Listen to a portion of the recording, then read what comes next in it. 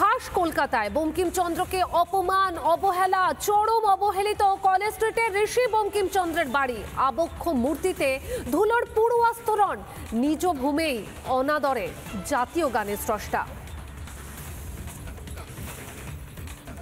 রাজ্যের মুখ্যমন্ত্রী মমতা বন্দ্যোপাধ্যায় যখন বাংলা বাঙালি বাংলার ঐতিহ্য নিয়ে বড় বড় কথা বলেন, বক্তব্য রাখেন, তখন আমরা ঘুরে ঘুরে দেখছি বাংলার মনীষীদের মূর্তিগুলি এবং তাদের স্মৃতিসৌধগুলি কিভাবে রয়েছে। এই মুহূর্তে ছবি দেখানোর চেষ্টা করব যে স্মৃতি গ্রন্থাগার বঙ্কিমচন্দ্র চট্টোপাধ্যায়ের, সাহিত্য সম্রাট বঙ্কিমচন্দ্র চট্টোপাধ্যায়, তাঁর স্মৃতি গ্রন্থাগারে তাঁর যে মূর্তি, সেই মূর্তি এই মুহূর্তে মালা ছাড়া পড়ে রয়েছে এবং এই জায়গাতেই মালা দিতে এসেছিলেন রাজ্যের বিরোধী দলনেতা শুভেন্দু অধিকারী।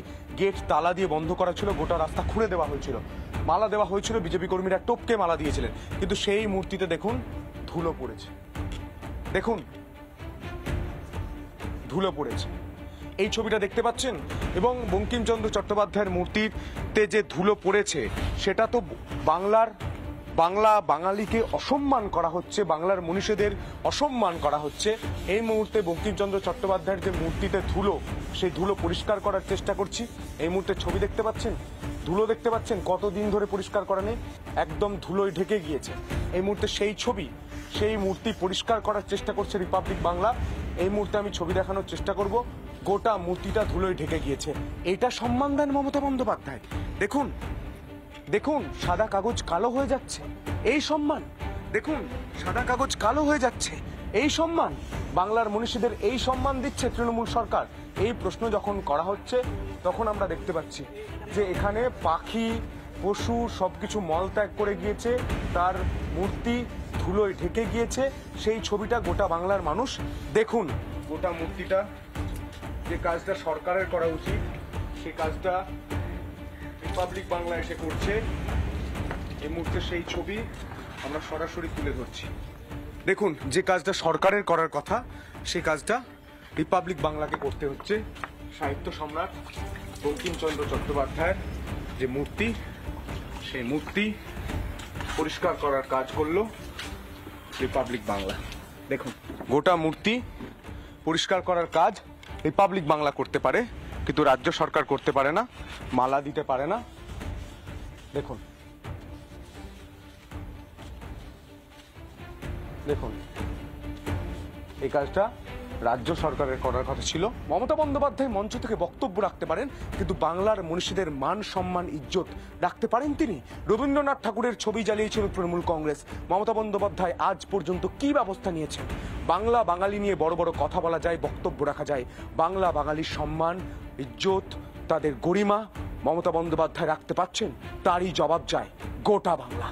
ভিডিও জার্নালিস্ট সঞ্জয় নাইয়ার সঙ্গে সন্তু পান, রিপাবলিক বাংলা। এই গোটা ঘটনায় বঙ্কিমচন্দ্রের প্রপৌত্র সজল চট্টোপাধ্যায়ের কি বক্তব্য শোনাবো আপনাদের।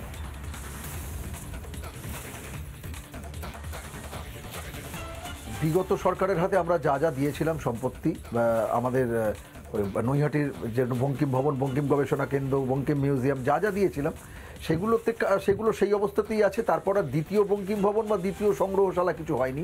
কলেজ স্ট্রিটের বাড়ির তো দেওয়ার পরে বন্ধই পড়ে আছে, ততই বছর অবস্থা। তো এক কথায় বলতে গেলে যেরাম ছিল সেরামই আছে, কিছুই উন্নতি হয়নি। বিজেপি সাংসদ তথা কেন্দ্রীয় প্রতিমন্ত্রী সুকান্ত মজুমদারের কি প্রতিক্রিয়া শোনাই আপনাদের। তৃণমূল কংগ্রেস একটি বক্তব্যকে নিয়ে যেভাবে জলঘোলা করার চেষ্টা করেছে, বঙ্কিম চট্টোপাধ্যায় সম্পর্কে তৃণমূল কংগ্রেসের এত মায়া মমতা কোথা থেকে হলো? কি করেছে? বঙ্কিমচন্দ্রের গুরুত্ব যদি কেউ বোঝে, বাঙালির গুরুত্ব যদি কেউ বোঝে, ভারতীয় জনতা পার্টি বোঝে। ভারতীয় জনতা পার্টি সাহস দেখিয়েছে একজন বাঙালির মূর্তি দিল্লির বুকে, যেখানে কুচকাওয়াজ হয় সেখানে লাগানোর জন্য। যেখানে কিং জর্জ ফাইভের মূর্তি থাকতো সেখানে আমরা নেতাজি সুভাষচন্দ্রের মূর্তি লাগিয়েছি।